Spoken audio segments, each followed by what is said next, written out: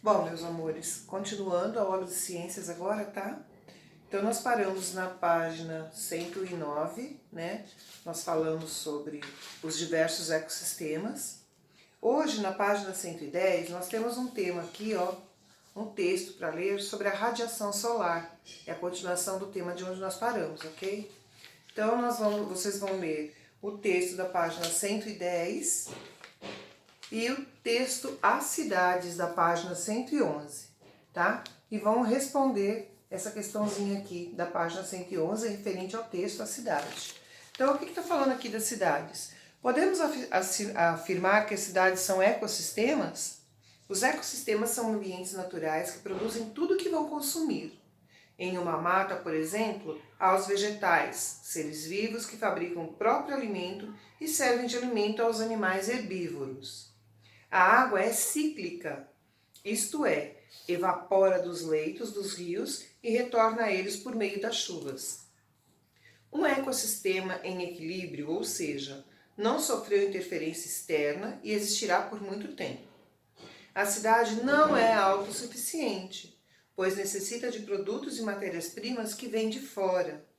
Além disso, seu cenário não é um ambiente natural, mas um espaço construído pelo ser humano. Entre outros problemas enfrentados na cidade, um exemplo é o lixo produzido por seus habitantes. Ele precisa ser rapidamente eliminado para não causar poluição e contaminação por agentes patogênicos, causadores de doenças. A cidade, portanto, não é um ecossistema natural e equilibrado, mas um sistema criado pelo ser humano, tá? Então, olha só, nós temos muitos problemas nas cidades, né? Porque por causa do número de população, a fabricação de lixo é muito grande e isso é um fator muito preocupante. Precisa ser muito bem cuidado, porque senão vira um problema de saúde pública, né? Contaminando as águas, contaminando os lençóis freáticos, que são as águas no fundo da terra, né? Então é um problema muito sério, tem que ser muito bem tratado e muito bem cuidado. Então vocês vão responder a questão número 1. Essa imagem representa o ecossistema? Tem uma imagem aqui. Você vai falar por quê, tá? Vai explicar por quê. Depois vocês vão responder as questões da página 112, ok? E aqui na página 113, nós vamos ler, tem um texto para vocês lerem sobre a Mata Atlântica. Olha lá. A Mata Atlântica é um espaço importante a ser preservado. Ela se estende do estado do Piauí ao estado do Rio Grande do Sul. Quer dizer, ela vem de lá de cima até lá embaixo, na região sul. É considerada um dos ecossistemas do planeta de maior variedade. Na verdade, constitui um conjunto de muitos ecossistemas. Nela vivem pássaros multicoloridos, mamíferos de vários tamanhos, peixes, répteis e muitos insetos. Para que as futuras gerações possam conhecer a Mata Atlântica, é preciso preservar o que resta deste paraíso. Ele vem sendo devastado há tanto tempo que hoje só restam 7,9% da Mata Atlântica original. Então olha só, gente, que judiação, né?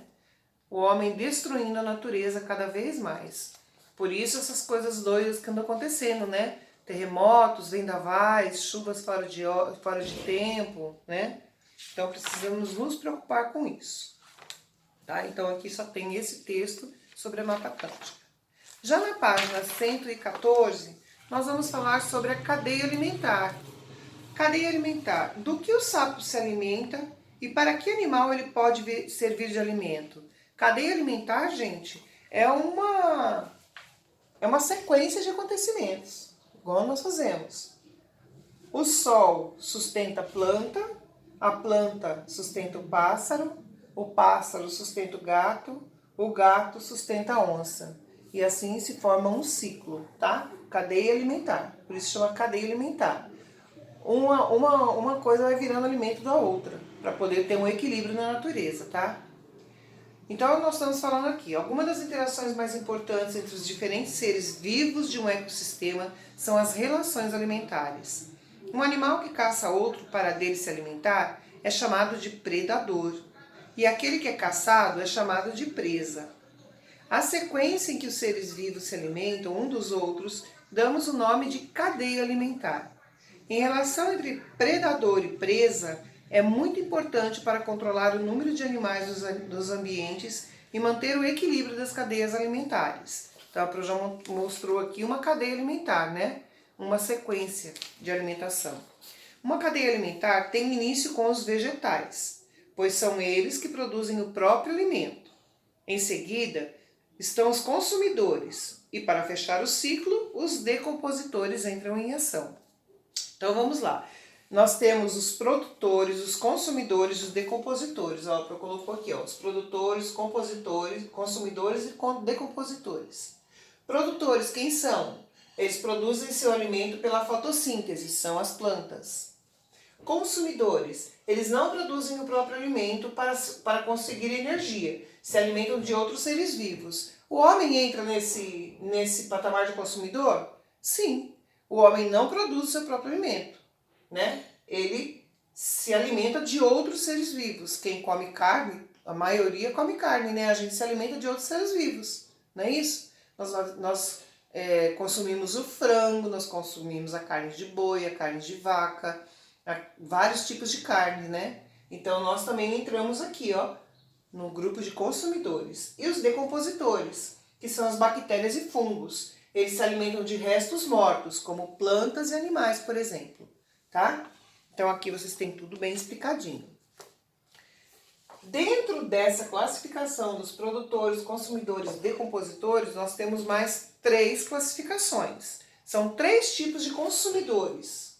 Os consumidores são herbívoros, carnívoros e onívoros. Vamos lá ver o que é isso?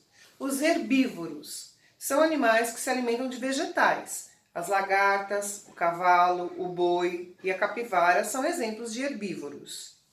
Carnívoros, animais que se alimentam de outros animais. Por exemplo, a onça... Só um minutinho, pessoal. Aproveita e tampar uma foto aqui que eu tô até passando mal. Vocês sabem do que eu tô falando. Quando vocês chegarem aqui na página, vocês vão saber, tá? É pra eu estar visualizando isso aqui, tô até passando mal. Desculpa, tá? Então, carnívoros. Animais que se alimentam de outros animais. Por exemplo, a onça, o jacaré, o cão, o gavião são carnívoros. Os onívoros são animais que se alimentam tanto de outros animais como de vegetais. É o caso do ser humano, nós somos onívoros, tá? Na classificação de consumidores, nós estamos classificados como onívoros. Nós nos alimentamos tanto de carne quanto de vegetais. Esse é o caso do ser humano, da galinha, do gambá, do tatu. Além dos seres produtores e consumidores, existem os decompositores, que a Pro colocou aqui, ó, são as bactérias e os fungos, tá? Quando os vegetais e os animais morrem, são decompostos na natureza. São as bactérias e alguma espécie de fungos decompositores que fazem com que isso aconteça, pois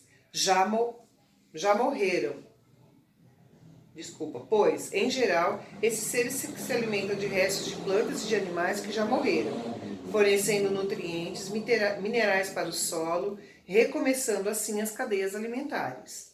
Sempre que falamos em cadeia alimentar, pensamos nos seres terrestres, mas não podemos nos esquecer de que o ambiente aquático também é um grande ecossistema e que nele existem relações alimentares entre os seres vivos também, tá? Assim como na Terra. Então vocês vão ler de novo esse texto e vão responder as questões da página 116 e 117 só, tá? Nós vamos parar aqui na página 117. Tá bom, pessoal? Então, hoje nós falamos da cadeia alimentar e falamos sobre alguns problemas da cidade e a radiação solar. Tá bom? Então, na nossa aula de ciências para hoje, nós vamos parar na página 117. Na 118, 119, nós vamos continuar o assunto na próxima aula. Ok, pessoal? Então, nossa aula de ciências é essa. Bom trabalho para vocês, tá?